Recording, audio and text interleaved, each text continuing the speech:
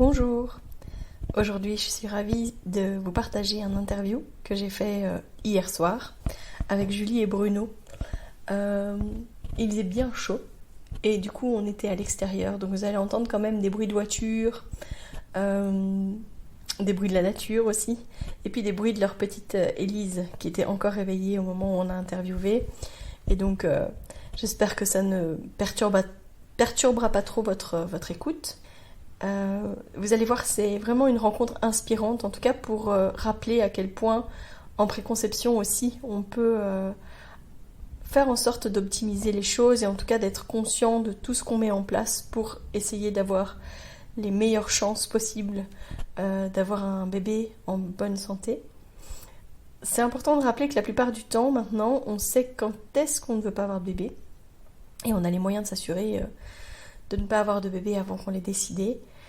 L'avantage, c'est qu'en ayant conscience qu'ils s'apprêtaient à accueillir un bébé et à vouloir mettre toutes leurs chances de leur côté, ils ont pris ce temps aussi quand même pour se reconnecter à eux et à leurs besoins et à leur santé. Donc c'est un cheminement très intéressant et j'espère que ça vous plaira. Que c'est assez peu connu, j'ai envie de dire. Moi, j'ai été très touchée la première fois que je les ai rencontrés et que justement ils m'ont raconté tout ça. Je me suis dit waouh! Eux, ils ont vraiment pris les choses avec cœur et ils ont décidé de faire du mieux qu'ils pouvaient. Et je me suis dit tout de suite que c'était intéressant de partager ça, que vous puissiez vous aussi peut-être vous ouvrir à cette partie-là de la préconception. Parce que finalement, peu de gens font par exemple une consultation préconceptionnelle pour justement faire le point sur les besoins, peut-être sur la santé, voir ce qui serait nécessaire par exemple de complémenter, etc. Et c'est tellement pas connu et tellement peu reconnu qu'il n'existe même pas de code INAMI pour le remboursement de ces consultations-là. Je trouve ça un peu interpellant justement, alors que mettre toutes les chances de son côté et avoir tout qui soit plutôt à l'équilibre plutôt que d'être déjà fort carencé et puis de commencer une grossesse, ça a quand même beaucoup de sens. Donc voilà, je vous invite à profiter de cette interview et à tout à l'heure.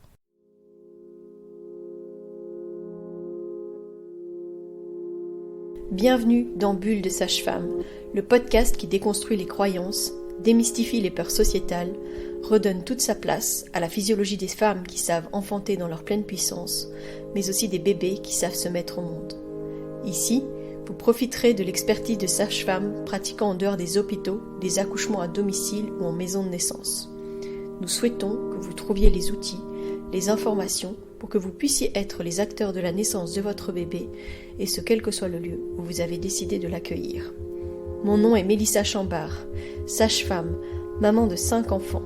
À chaque épisode, je vous partagerai mes astuces, mes bons plans, mon expertise, des anecdotes, mais aussi des témoignages de parents, de sages-femmes et des rencontres inspirantes autour de la périnatalité, dans la bienveillance, la force, la puissance.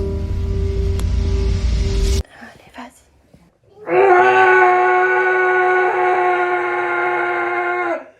Bonsoir, parce qu'il est quand même tard. Bonsoir Julie et bonsoir Bruno. Bonsoir Mélissa.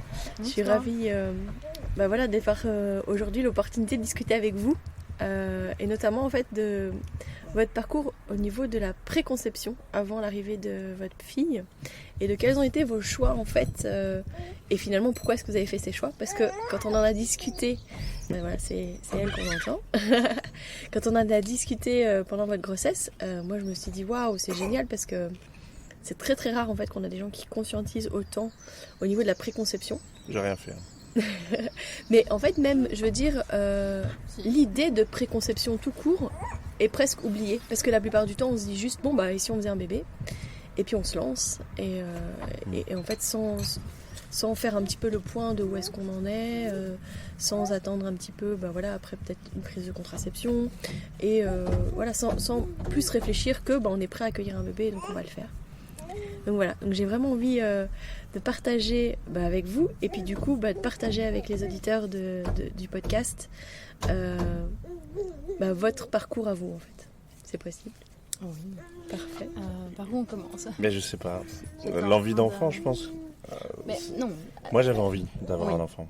C'est Julie qui a mis tout de suite pas un stop, mais... Ça faisait quelques années seulement qu'on était ensemble. Donc, ouais. Je trouvais que voilà, ça faisait 3 ans, on avait encore plein de choses à vivre, et puis il y avait cette liberté aussi qui était quand même pour moi assez importante. Il y avait ça surtout. Hein. Et puis oui, on en parlait beaucoup et je pense que ça a maturé aussi pas mal. Et puis c'est devenu de plus en plus sérieux. On a d'abord acheté la maison ici. Je pense que ça a été un pas en avant parce que pour moi c'était super important d'avoir un lieu dans lequel on se sente... chez nous, parce qu'on vivait dans un appartement à Bruxelles, c'était un appartement qui n'était pas celui de Bruno, donc voilà. Ça et donc l'envie était là. Oui, voilà. Mais c'est juste on se projetait, tu vois, enfin je crois. Hein. Oui, c'est ça, on se projetait, mais on se projetait dans quelque chose à deux. Oui, c'est ça. Mais donc on n'a pas dit, c'est vrai qu'on s'est pas dit viens on fait un gamin maintenant. On s'est dit voilà, on en a envie, t'en as envie, est-ce qu'on le fait, quand est-ce qu'on le fait, est-ce qu'on planifie. Je crois qu'on n'en est même pas, enfin... On aurait pu le planifier genre en fonction de la saison ou autre, mais on n'en était pas à ce point-là. Mais il y a un moment où on s'est dit, on essaye. Mais voilà, il y a eu tout le travail en amont, poussé par Julie surtout. Et Julie, je vais te laisser en parler parce que moi j'ai juste subi en fait. J'ai pas du tout été moteur du truc. Moi j'étais dans voilà, j'étais spectateur. En fait. J'étais acteur, pas moteur. Au début, oui, mais au début, tu comprenais pas spécialement tous ces enjeux-là. J'étais loin, tout ça. Oui, c'est ça aussi qui a joué beaucoup. Mais il faut quand même se dire que tout a débuté, surtout quand j'ai commencé, donc pendant le Covid, à avoir des soucis un peu de santé, entre guillemets, par rapport à l'alimentation. Donc j'étais vraiment pas bien. Et là, je me suis beaucoup renseignée, en fait. J'ai énormément lu sur le sujet, dont Marion Kaplan, qui a pas mal parlé de l'alimentation. Et voilà, en lisant sur le sujet, elle expliquait comme quoi les mères, avant d'avoir un enfant, étaient souvent carencées déjà de base. Et voilà, avoir un enfant, ça pompe certaines choses, nutriments, vitamines. Et donc, c'est bien de partir déjà avec de bonnes bases. Et donc voilà, donc je me suis pas mal renseignée. Et puis voilà, là... Mais concrètement, on a pris des suppléments. On s'est supplémenté pendant le Covid déjà. T'as vu des gens pour ça ? J'ai vu des gens. Oui, je veux dire, t'as eu des consultations ou c'était juste basé sur tes... Non, parce que moi, quand j'ai eu mes soucis de santé, donc j'ai été voir quand même des gastro-entérologues qui me disaient que c'était dans ma tête. J'avais rien du tout. Oui, ma gynéco aussi. Généraliste, tout le monde. Ils n'étaient pas super... Personne me donnait en fait une orientation par rapport à ce que j'avais, or que j'avais quand même des soucis à ce niveau-là. Et c'est vraiment en lisant un maximum sur le sujet que là, j'ai vraiment eu connaissance de plusieurs supplémentations qu'on pouvait faire pour aider le corps à aller bien. Élise, d'accord. Ouais. Et donc oui, on a commencé à prendre, à supplémenter en magnésium, en vitamine D, parce qu'on est tous carencés, qui sont quand même des vitamines assez importantes pour le corps et pour aussi la conception d'ailleurs. Donc voilà, ça on a commencé par là. Puis l'alimentation, on a aussi bien aligné. Hein. Oui, l'alimentation, on a rééquilibré toute notre alimentation, parce que moi le problème c'était le gluten particulièrement. Et voilà, on s'est un peu renseigné, on a de nouveau pas mal bouquiné, discuté sur le sujet aussi, parce que c'était tout nouveau aussi, tout ce qui était avec gluten, sans gluten, le levain. Moi je mangeais normalement avant. Je veux dire, je me foutais de tout. Je prenais pas que du bio, tu vois, je mangeais la nourriture conventionnelle. Non, c'est pas vrai. Quand on s'est rencontrés, il mangeait du fromage, du pain et une bouteille de vin. C'est un bon français. Mais oui, mais... Donc, non. Tu vois, mais quand je dis je mangeais normalement, c'est-à-dire que je me moquais de prendre la bouffe conventionnelle. J'allais pas, enfin, tu vois, vraiment, je me posais pas de soucis, produits transformés quand j'en avais envie. Voilà. Aujourd'hui, c'est plus le cas. Et à l'époque, je me suis dit, on aligne, on supprime tout ce qui est conventionnel, on prend du biologique, on essaie des choses saines, plus de produits transformés. Quand même, à un moment donné, vu que j'étais pas bien, et puis après, on a petit à petit équilibré, parce qu'au début, on va dans l'excès parce qu'on a peur. Moi, j'avais mal, donc on essayait de trouver des solutions. Et puis petit à petit, au fur et à mesure, on a fait adapter les choses. On a trouvé un équilibre. Du coup, on mange des graines. Des graines germées. Non, j'aime pas ça. Non, lui, il aime pas. Ah ouais. Mais voilà, donc on a débuté par ça. On a éliminé le gluten, on a éliminé le lactose pendant un moment parce qu'on savait pas. Du coup, on a fait des tests par période de 1 à 2 semaines. On a éliminé un truc pour savoir ce qu'elle avait, tu vois. parce qu'aucun médecin nous a aidés. Oui, mais alors, oui, on finalement- a été dans l'excès. C'est ça le souci, c'est qu'on a d'abord tout retiré. Tout retiré, Et puis Petit à petit. Et Non, petit à petit, on a réintroduit. Et en fait, maintenant, on a équilibré. Ben voilà, le gluten, on en mange, mais avec du levain. Donc, qui a déjà été en fait prédigéré. Enfin voilà. Ça, c'est un peu ce qu'on a mis en place comme sorte d'équilibre, on va dire ça comme ça. Oui, donc alimentation, on a essayé d'être au top, ça c'est certain. Moi, j'avais arrêté la clope au moins 6 mois avant la conception. Oui, mais ça, on s'était renseigné aussi. Oui, oui. On s'était dit, il faut au moins 6 mois. L'alcool, moi, j'ai arrêté bien avant. Quand on en discutait Ça déjà. paraissait couler de source, tu vois. Enfin, après, voilà, je sais pas, mais pour nous, c'était évident que tu conçois un gamin, il n'y a pas que la maman qui fait attention. Le père, à partir du moment où il donne 50% des gènes, c'est évident que son apport, il doit être aussi, on va dire, contrôlé. Et je ne crois pas qu'aujourd'hui, beaucoup fassent trop attention à l'apport du père. Mais d'ailleurs, on regardait, il n'y a pas 2 jours, on voyait un truc en disant que le placenta était composé en majorité des cellules issues de la gamète mâle. Ah ouais ouais, je sais plus. Bon, après, voilà. Je ferai des recherches. Ça vient Ça d'Instagram. Et donc, forcément, ça a pesé, voilà. Mais bon, le mec se dit médecin et il est apparemment très suivi, mais ils expliquaient qu'apparemment, voilà, c'était le cas. Bref.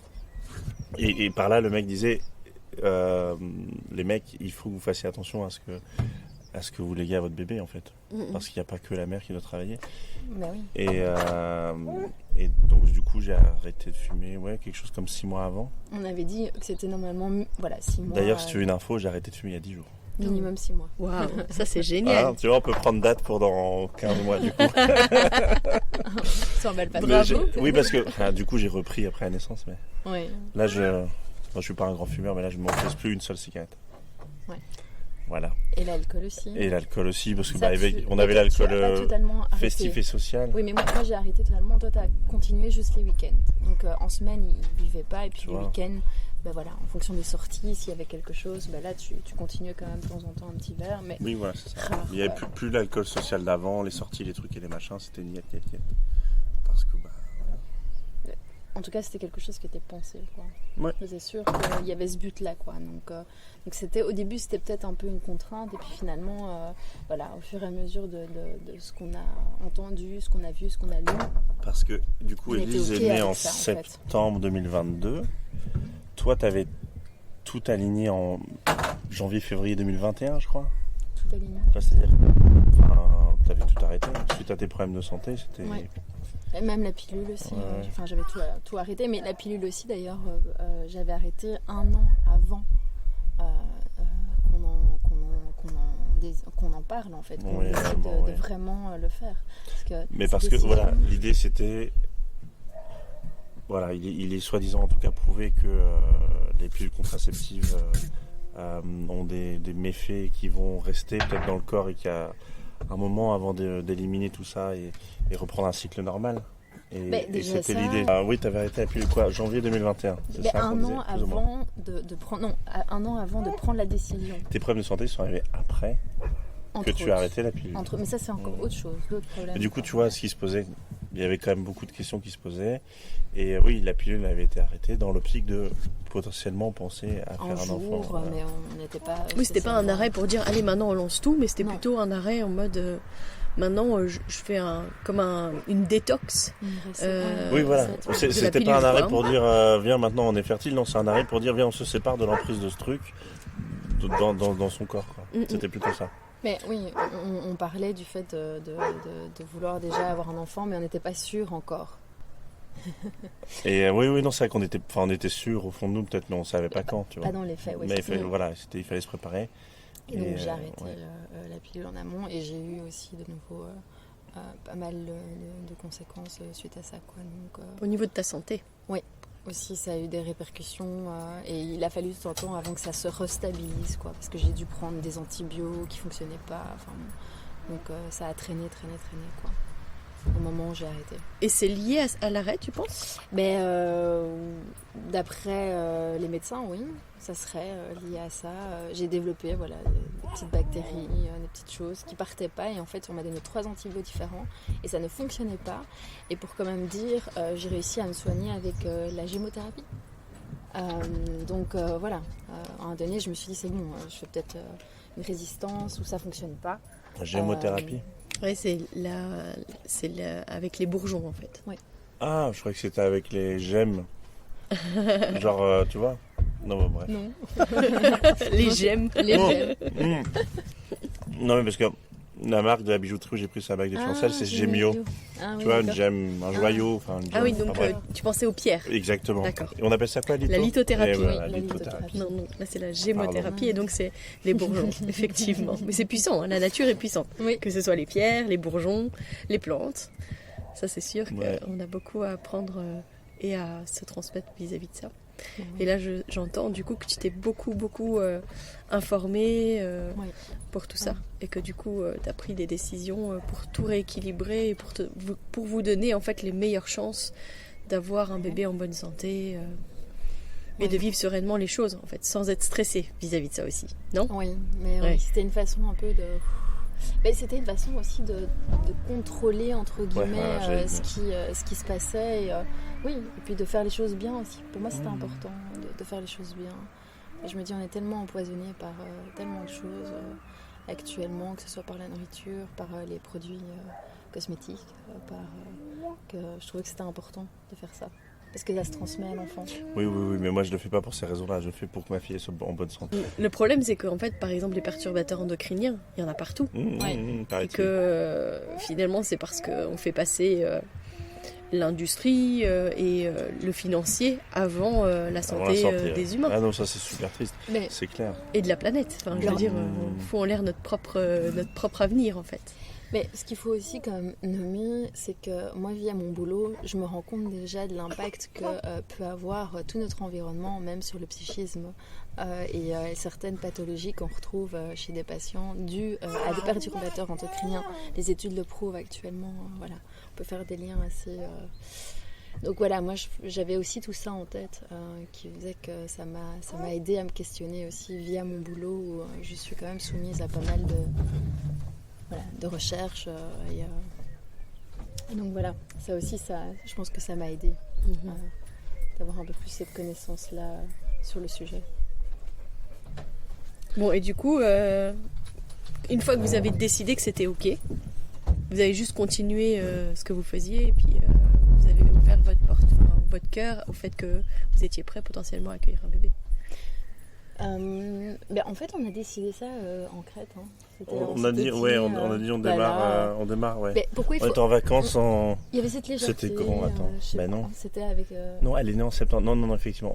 En septembre 2021, on s'est dit, c'est ok, ça. c'est bon, on démarre. Maintenant, on est prêt, maintenant, on est frais. Mais- On a fait notre cure, là. Non, mais c'est surtout parce Et qu'il on y s'est avait dit, cette on y va. légèreté, puis on s'est dit, mais pourquoi pas maintenant? De toute façon, ça Mhm. fait un petit temps maintenant qu'on fait attention à nous, que voilà, on a pris certaines décisions, puis voilà. On s'est dit, Mhm. allez, go, c'est bon. Et ça n'a pas marché parce que la conception a eu lieu en décembre. Il nous a Mais fallu c'est pas grave. un petit temps. Oui, Mais- oui. En fait, ce qui est difficile, c'est que on sait avoir le contrôle de quand on n'en a pas. Et puis on voudrait que quand on veut, ça Oui. vienne. Mhm. Ah oui, Et non, effectivement, il faut qu'on soit en phase. Et ça a pris. cette phase est arrivée le 15 décembre 2021 Ouais. ou 16, je sais plus. Mais tu l'as noté dans ton application. Mais je me dis à quel point je trouve ça, d'une certaine manière, en tout cas pour moi, c'était une pression parce que je me suis dit, mais ça prend du temps parce qu'il y a cette excitation de, allez, c'est bon, on s'y met, la peur en même temps que ça arrive très vite, et puis l'excitation que ça arrive, et puis tous les mois où en fait c'est pas là. Et je me dis que j'ai eu déjà énormément de chance aussi que ça arrivait quand même. Enfin, Oui, voilà. parce que tu Après la connais, 4 mois, elle angoissait au bout de 2 heures. Ça te prend pas. ça me prend pas. C'est ça. Ça va en passer où? Oui. Et avec du recul, tu vois, j'ai pas été trop contraint. Et je le referai avec plaisir. Et je le refais avec plaisir. Pour vous les hommes, il y a quand même une facilité, quoi, parce que là maintenant, moi, le fait que je continue, que j'allaite, ça aussi, ça reste quand même, voilà, entre guillemets, contraignant et en même temps pas. Mais le fait de faire attention, oui. Moi je bois toujours pas, et donc je fais attention aussi à ce que je mange, que ça se transmet dans le lait. Voilà, c'est aussi des choses pour lesquelles je fais attention. Mhm. Et ça, on s'était fait la réflexion. Oui, Lui, il a c'est vrai recommencé. Oui Comme et avant, non, mais c'est vrai que Si, Voilà. C'est moi qui cuisine pour toi. Hein. Inconsciemment, c'est moi qui nourris notre fille. allez. Non, mais voilà. En tout cas, Donc, tu voilà. as conscientisé ce qui était Ouais. bon. Bah oui. Et du coup, Non, et de ce fait, effectivement, dans la... Enfin, c'est marrant, mais les gens qui nous écoutent peuvent penser qu'on est peut-être un peu extrême. Mais on en est à faire gaffe à la température de cuisson, d'huile d'olive ou ce genre de délire. Le mois d'il y a 2 ans, je pense, s'arracherait les cheveux en m'écoutant aujourd'hui. Mais il s'arrache encore les cheveux de temps en temps parce qu'il en peut plus. Quand je lui dis, là tu mets la purée de noisettes ou la purée d'amandes qui n'a pas été trop chauffée. Ouais.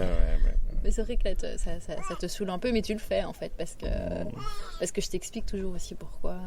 Ouais. Donc ça aide. Donc. Oui, non, mais ce qui me choque le plus, c'est que maintenant ça devient naturel. Il n'y a même plus besoin de me le dire que je le fais. Tu vois. Et je l'entends parfois avec des copains ou des collègues. Et là, alors, ça c'est bon, ça c'est pas bon. Ouais. Alors au niveau de l'alimentation. Je deviens militant maintenant, moi, tu vois. sur beaucoup de fronts, si j'ai bien compris. Bah, Ah dès oui, que je oui. peux, moi, voilà, Ah pour oui, le plaisir oui. de... L'accouchement naturel, parfois je suis là, oh non, on se détend. Parce que, voilà. C'est quelque chose voilà, qui est propre à chacun aussi. Ouais. Maintenant, je sais pas si nous on a eu une chance folle ou... Ouais, je sais pas. Par rapport à quoi? Par rapport à tout. Enfin, évidemment, je veux dire, ça... est-ce que ça t'étonne que je milite justement pour pas militer hein. Voilà. Que je... Allez, que j'essaye d'en parler à ce point, oui, de militer, je pense que c'était peut-être le bon terme. On a eu juste un parcours parfait, qu'est-ce que tu veux faire? Il n'y a rien à redire. Après, je crois que c'est un chemin en conscience, du début jusqu'à la fin. Avant, quand vous avez pris conscience que vous vouliez un bébé, mais que c'était pas encore les conditions qui étaient celles que vous désiriez, en tout cas pour accueillir un enfant ensemble. Alors oui, en conscience, parce que on savait ce qu'on faisait, mais oui et non, j'ai envie de dire. On voulait juste la bonne santé de notre enfant, et on n'était pas forcément. Je sais pas. C'est pas des choses qu'on a fait consciemment, c'est des choses qu'on a fait naturellement. Hein. Tu vois ce que je veux dire? C'est pas forcément des choix qu'on a fait en les ayant trop réfléchis. Ça coulait aussi un peu de source et c'était un peu une évidence. Tu veux dire que c'était léger, c'était pas quelque chose qui était Ouais, il n'y avait pas de contraint. contraintes, il n'y avait pas de... Voilà. Mais c'est parce qu'on s'est beaucoup renseigné, on a regardé énormément de documentaires, voilà, on a beaucoup lu, on a beaucoup échangé aussi. Et ça, je pense que c'est super aussi important dans un couple de pouvoir en parler parce que, comme tu dis, le toi d'avant, il aurait trouvé ça complètement dingue, tout ce qu'on a vécu. Mais le fait qu'on en discute, que c'est une décision qui se prend à deux aussi, je trouve que ça, c'est super important. Yeah. Tu fais de la musique. Ça, c'est important aussi, je trouve. Non, c'est certain. Le fait qu'on en C'est ait- certain. Mais est-ce que si réellement si j'avais pas souhaité te suivre dans ces délires-là, est-ce qu'on aurait pris un autre chemin? Ça, on n'en sait rien. Mais je pense que Sachant qu'il n'aurait pas été le meilleur, du coup, tu vois. Peut-être pas. Enfin, ça, on n'en sait rien non plus. Oui, c'est difficile parce qu'en fait, à la fois, je pense que c'est une belle manière de se préparer et puis de dire, bah voilà, nous on met toutes les chances de notre côté pour avoir un enfant en bonne santé. Mais ça ne garantit pas non plus à 100% que... Non. Non, et c'est pour ça ce que je te disais tout à l'heure, c'est qu'on a eu un parcours parfait, c'est qu'il y a eu certes ce qu'on a fait, et puis il y a eu la chance qui a joué aussi, tu vois. Et aujourd'hui, on a une fille aussi merveilleuse. Je pense que voilà, il y a effectivement notre travail, mais il y a tout le reste derrière. Et c'est pas dit que pour numéro 2, on aura autant de chance, même si on mettra en place les mêmes choses. Ouais. Enfin voilà, il y a... En tout cas, nous, on a fait, je pense, tout ce qu'on a pu. Mais c'est ça, on regretterait en fait. C'est ça. Qui est génial. En fait, c'est on ça. se dit pas, j'aurais dû faire ça, ou j'ai foiré. Ou... Moi, le seul petit regret que j'ai, c'est je me suis dit pour le prochain, c'est d'accoucher dans l'eau. Mais mis à part ça, c'est tout technique. Mais sinon, je trouve que tout, voilà, pour moi, tout a été naturel en fait. On a fait réparer la chaudière depuis. Ah, super. Mais oui. Madame a des requêtes, attention. Oui, accoucher dans l'eau, j'ai envie de tester quoi. Et ben, en tout cas, un grand merci. Merci de votre sincérité aussi, merci du partage. Non, mais pas de Avec quoi. Hein. plaisir. Voilà, je pense que c'était un échange fort intéressant, plein de petites notions d'ouverture, en tout cas sur comment est-ce qu'on peut se préparer avant de décider d'avoir un bébé. Et j'ai trouvé ça tellement tellement beau en fait de les revoir et puis là de les voir avec leur petite fille, de les entendre partager de ce chemin qu'ils ont eu et de pourquoi est-ce qu'ils sont passés par là. Donc voilà, je pense que je vais vous mettre quelques liens dans la description de ce podcast et donc si jamais vous êtes intéressé pour avoir plus d'informations vis-à-vis de tout ça, je vous invite à lire et à aller voir les liens qui vont être partagés. Et je vous dis à la semaine prochaine. Si vous souhaitez échanger à propos des différents sujets abordés dans ce podcast, vous pouvez interagir sur les posts dédiés à chaque épisode sur nos réseaux sociaux Facebook et Instagram. Vous pouvez également me joindre par email à melissa.chambard@gmail.com. Je serai également ravie de collaborer avec vous, que ce soit pour un témoignage, une rencontre ou pour savoir quel sujet vous intéresserait à l'avenir. Je vous invite à vous abonner pour ne rien louper des prochains épisodes, mettre des étoiles, des commentaires et surtout à partager pour faire rayonner, voyager ce podcast, pour démystifier l'accouchement en dehors de l'hôpital, parler de ses suivis, de ses naissances et continuer à accueillir en douceur les adultes de demain.